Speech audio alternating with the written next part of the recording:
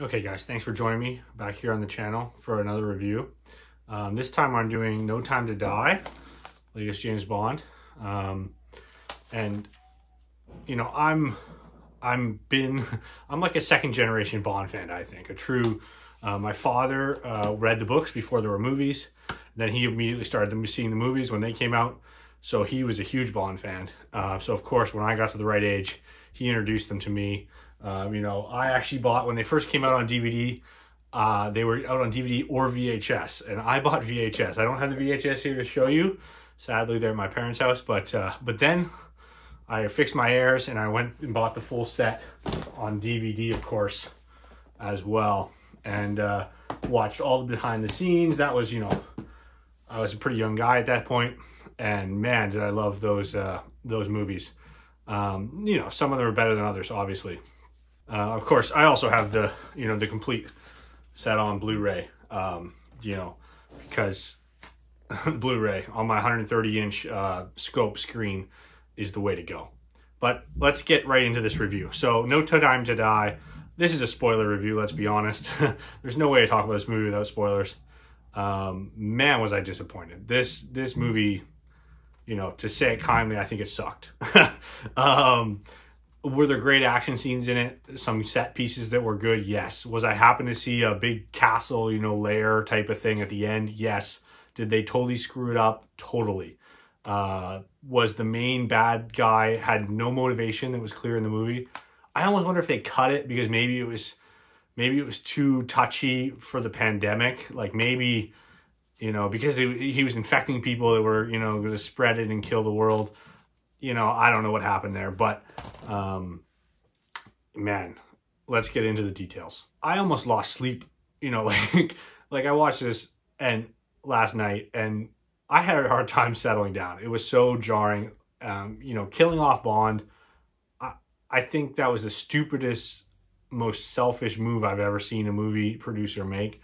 I blame it on Barbara Broccoli. I think ever since she took over, they've just been steadily, you know, losing touch. I think the only guy who really had a sense for this was Martin Campbell, and he did the right thing in Casino Royale and the first Pierce. And of course, Pierce is probably my favorite Bond. She just doesn't understand what men want. She's not a man. I don't blame her. But we don't need, like, they got really in trouble with the last Pierce one, but I think they didn't even realize what they'd done wrong. And what they'd done wrong is they'd gone too fantasy. Too much of it was almost like a Marvel movie or something, like, you know, switching characters and having the same character look completely different. And the technology, it was a step too far. People couldn't believe the technology, like the car that was invisible. It wasn't that it was too light or too funny or the plot was too simple.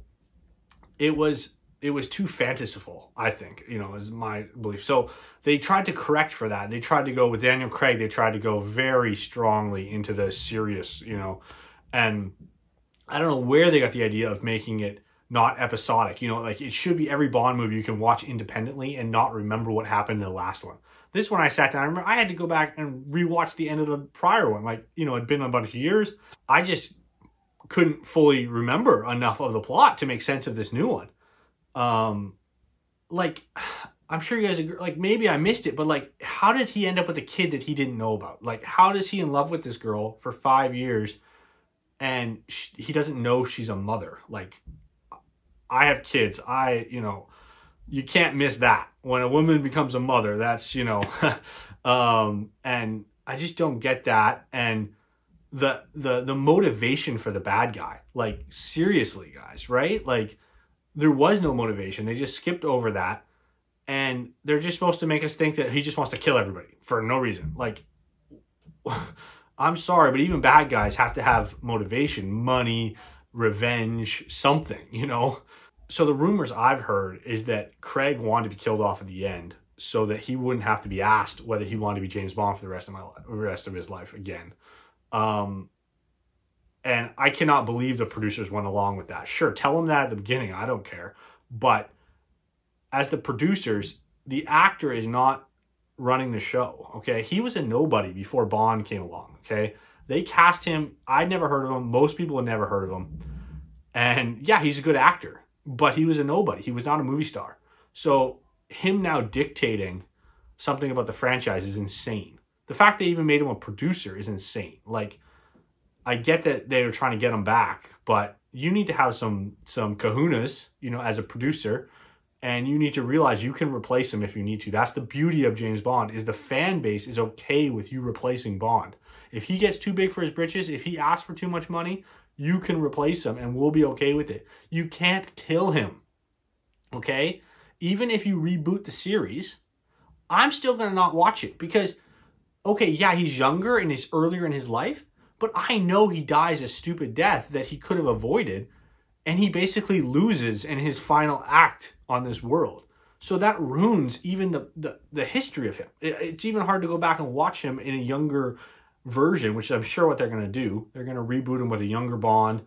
How can they do that? I do not get it.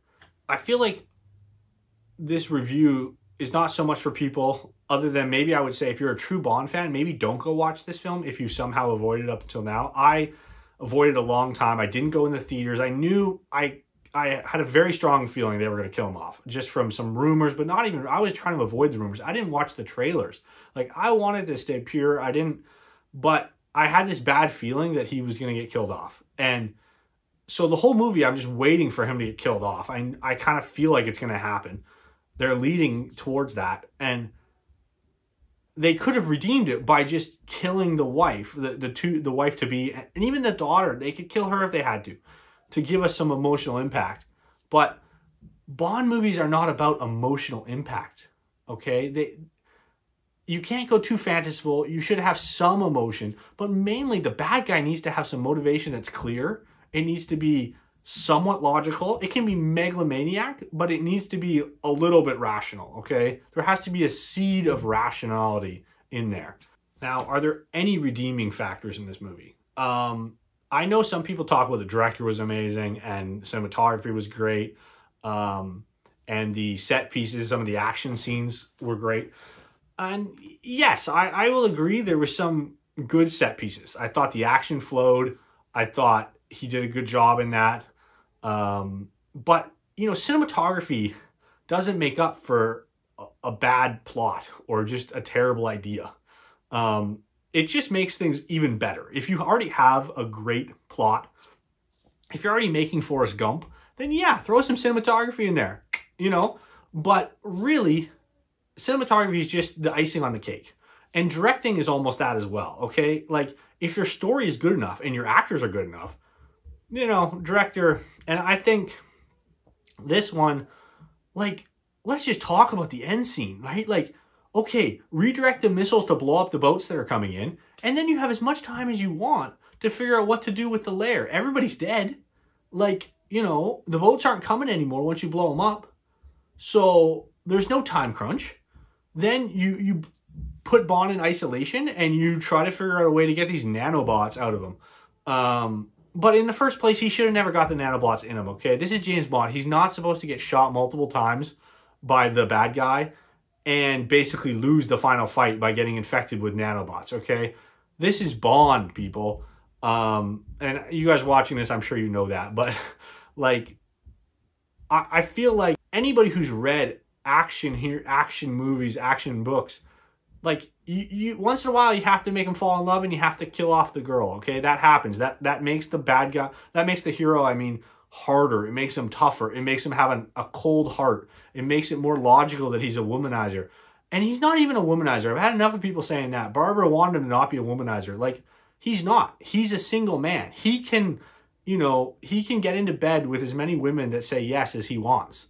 That's their choice and that's his choice. And that doesn't make him a womanizer. Okay, if he's married with kids and he's going sleeping around, yeah, I don't like that. No one likes that. But you know, I just think that they let Craig maybe have too much control, and they, I think, went down the road of Barbara Broccoli being in love with him and thinking he's like basically the only Bond. And I don't think she could see him. I don't think she could see another Bond stepping in, and so she thought, we'll kill him off. We'll do, you know, we'll do.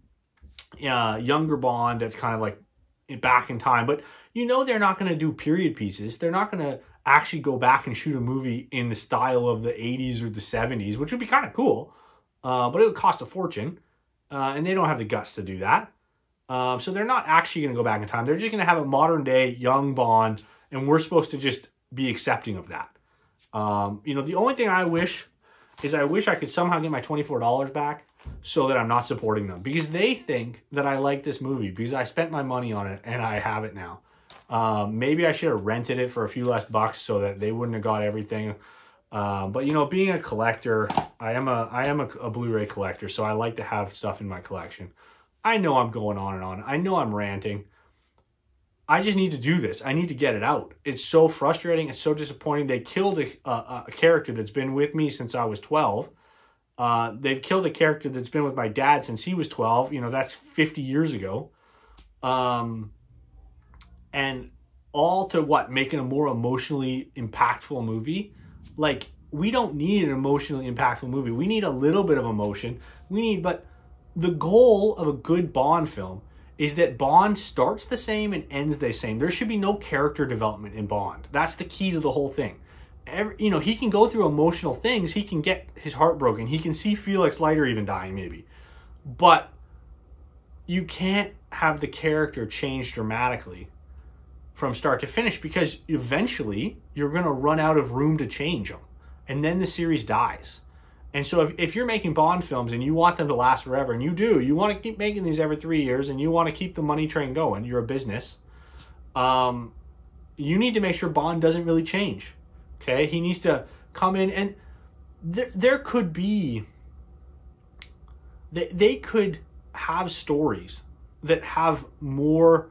It doesn't have to be megalomania. It could be somebody trying to kill the prime minister. It could be, you know, a little bit smaller stories could still have as much emotional impact. And Bond could have to rescue and save the day and get the girl and have the bad girl. And, you know, there should be some formula in a James Bond. That's what makes it kind of fun. You know, it's not a Mission Impossible movie. Oh, don't even get me started on the whole buddy team thing. Bond is a solo man. He goes out, he does his business by himself, without sidekicks, okay? Q gives him some gadgets and Q stays in his lab, okay?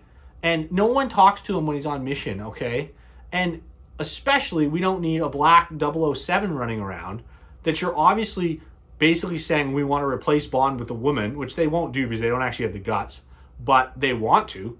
And they'd like her to be black, of course, you know, to be as much woke as possible. So they have her running around as 007 the whole movie, and trying to tell us it's just a number. Well, like, you're using nostalgia everywhere in this movie, and then you just treat 007, the codename, as not nostalgic, and we shouldn't care about that? Like, come on, guys. So, yeah, I don't know. Do I have anything else to say?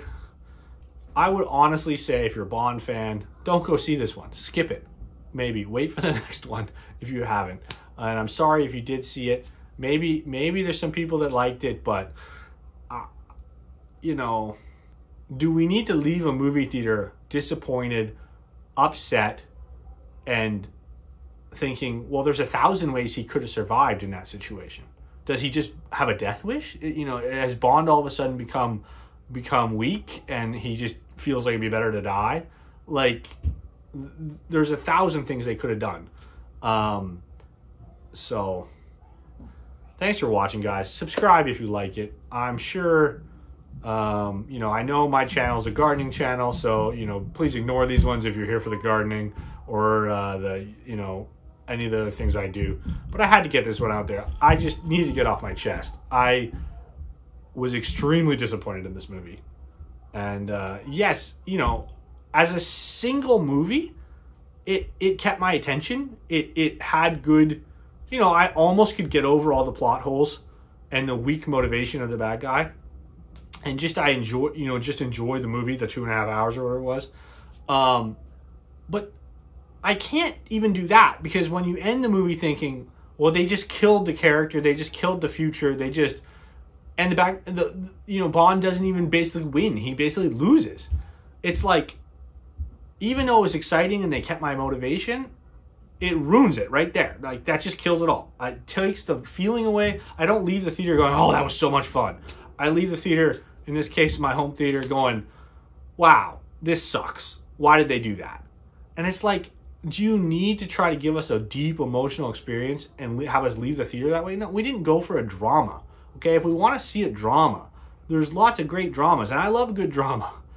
But I'm there to see a drama. Here I'm seeing a Bond film. I want to see him get the girl. I want to see him beat the bad guy. I want to see him, you know, ride off for the next one. I want to leave the theater and go, wow, that was an action ride. That was fun.